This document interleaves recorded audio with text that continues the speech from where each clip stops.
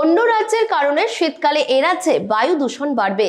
দিল্লির আইআইটি সমীক্ষায় বলেছে, পাঞ্জাব হরিয়ানা থেকে দূষিত বায়ু এ রাজ্যে ঢোকার ফলে 50% বায়ু দূষণ বাড়বে। এ রাজ্যে বায়ু দূষণের ফলে ব্যাহত জনজীবন দিল্লিতে বন্ধ করে দিতে হয়েছে প্রাথমিক স্কুলও।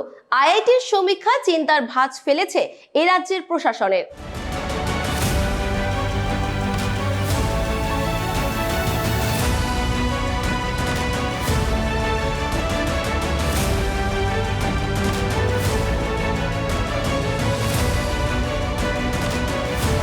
ইনভার্সাল লেয়ার, যে পার্টিকুলেট লেয়ার যে লেয়ারের মধ্যে থাকে সেটা সারফেসের কাছে নেমে আসবে, একটু নিচের দিকে নেমে আসবে, মানুষের ব্রিদিং লেভেলে নেমে আসবে, রেইনফল হবে না। এবং নর্দার্লি উইন্ড একটা হিউজ ট্রান্সবাউন্ডারি পলিউটেন্ট নিয়ে পশ্চিমবঙ্গের এই রাজ্যে ঢুকবে। এইগুলো কিন্তু নিয়ন্ত্রণের বাইরে।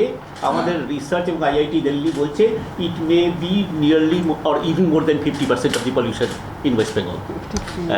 এইটা বাইরে থেকে আসবে। ফলে এইগুলো কিন্তু আমাদের নিয়ন্ত্রণের বাইরে। আমরা যেগুলো কন্ট্রোল করতে পারি সেগুলো আমরা আপ্রাণ চেষ্টা করবো আপনাদের সহযোগিতায়, ইন্ডাস্ট্রিয়াল পলিউশন, ভেহিকুলার পলিউশন ইত্যাদি ইত্যাদি।